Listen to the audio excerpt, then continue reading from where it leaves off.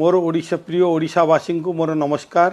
आसंता February 14, 15, 16 मत्स्य प्राणी संपद मेला 2025 Bhubaneswar Bermuda Biju Patnaik पड़िया अनुष्ठित होगाक जाऊँगी। समस्तंकर एठी गोटे 3 दिन व्यापी गोटे समावेश हम। एथिरे अनेक वैज्ञानिक एक्सपर्ट जो माने कि मत्स्य एवं प्राणी पालन रे आमर कृषक मानकु तांकु ट्रेनिंग दिया जीवो एवं अभिज्ञता को निज भितरे वार्तालाप हब, जोटा कि आमर स्वप्न रही। प्रिय मुख्यमंत्री ओडिशा एक विकसित राज्य रे परिणत होगा पाई आमर ई विभाग मत्स्य एवं पशुपालन निश्चित भाव रे ग्रामांचलर लोक माने अनेक चाष उपरे निर्भर करते एवं चाष सहित मत्स्य चाष एवं प्राणी पालन कले ग्रामांचलर अर्थनैतिक विकास होगा सहित कृषक मानकर अर्थनैतिक विकास हब एवं आमर जो लक्ष्य प्रिय मुख्यमंत्री जो समृद्ध ओडिशा विकसित ओडिशा गठन दिगरे मध्य सहयोग हो पारिबो।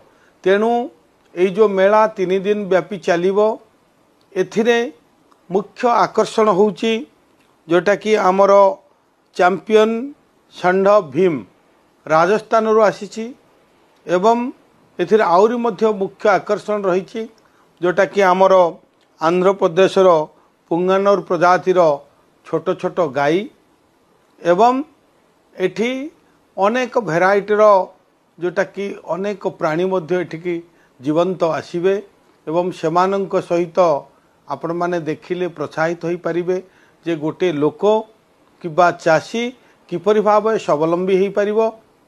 आकु मध्य आमे निजर पशु जो प्राणी पालन करी जीवन जीविका सहित अर्थनैतिक क्षेत्र में विकास हो पारिबो। तेणु निश्चित भाव रे एई जो मेला रे पाखापाखि 3 दिन रे 50,000 रु ऊर्ध्व लोक एठी योगदान करिवे। एठी विभिन्न स्टॉल रही 200 रु ऊर्ध्व स्टॉल मध्य रही एवं सबु सब डिविजन रु आमर चाषी माने आसीबे।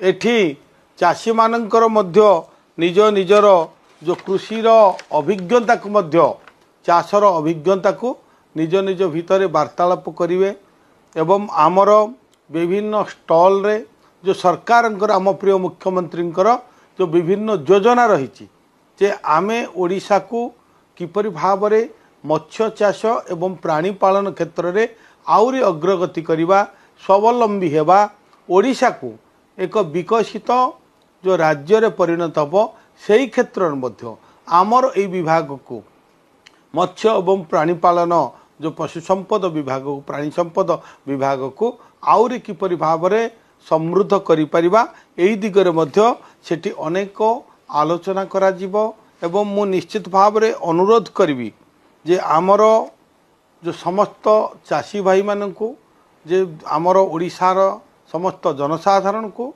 जे ये जो 3 दिन व्यापी चलिबो जो महा वर्तमान जो प्रदर्शन के आसंतु आकु मध्य आमे 14 तारीख दिन एक माराथन माध्यम रे आर प्रचार प्रसार करबा पई आमर जो ओईटी कॉलेज ठारू बरमुंडा जो कॉलेज पर्यंत गोटे गण दौड़ हम से मध्य समस्ते सामिल होगा पाई मु निवेदन करुच्ची एवं ये जो समावेश निश्चित भाव रे आमर समस्त जो रही आमर गोपालक मत्स्य चाषी प्राणीपालक यही दिगरे से अनेक सहयोग करिवो सहायता मध्य हबो। मत्स्य प्राणी पालक एवं जीवन जीविका जैव वस्तु संतुलन यही दिगरे मध्य आलोचना हबो।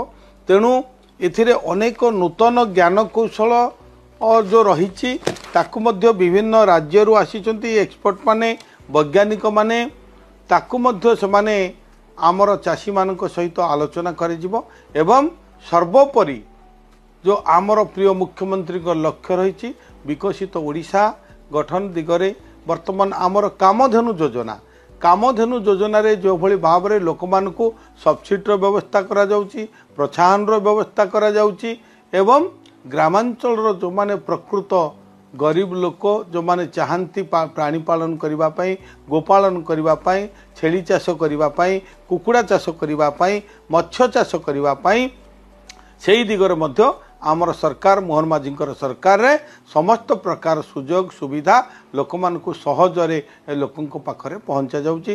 तेणु मु निश्चित भाव रे आपण मानकु अनुरोध करिबे जे आपण माने आसंतु एई जो फेब्रुआरी 14, 15, 16 बरमुंडा जो विजु पट्टनायक पड़िया रही सेठारे ए जो मत्स्य प्राणी संपद मेला 2025 हम ताकू आमे समस्ते उपभोग करवा एवं आकू ए मेला को आपण मानकर उपस्थिति निश्चित भाव में भव्य दिव्य करई परिवो।